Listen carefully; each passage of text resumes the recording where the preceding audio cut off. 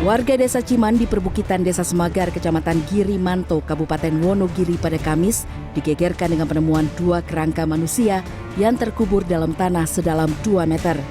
1 kerangka masih utuh, sementara 1 lainnya sudah hancur dan hanya tersisa beberapa potongan tulang saja.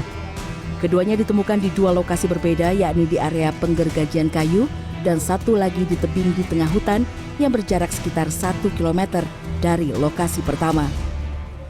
Temuan ini merupakan hasil pengembangan penyidik Polres Wonogiri terkait laporan orang hilang pada 2021 dan 2022 silam.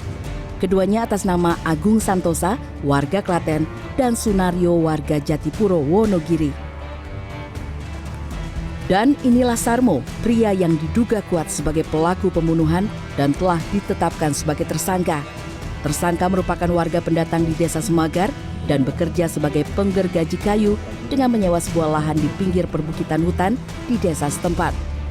Menurut tersangka, ia nekat membunuh kedua korbannya lantaran sakit hati dengan ucapan para korban ketika mereka menagih hutang kepadanya.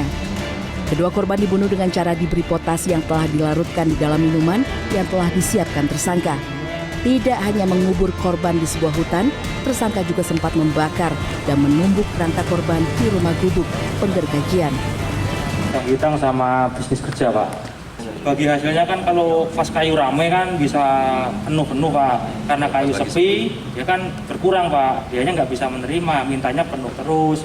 Dikiranya saya nggak becus, saya nggak tanggung jawab, korupsi gitu Pak. Terus yang membuat saya bikin emosi, dia nunjuk-nunjuk sambil kening saya sambil bilang. Terungkapnya kasus pembunuhan yang menyisakan kerangka di Wonogiri, Jawa Tengah membawa kabar duka sekaligus lega bagi para keluarga korban.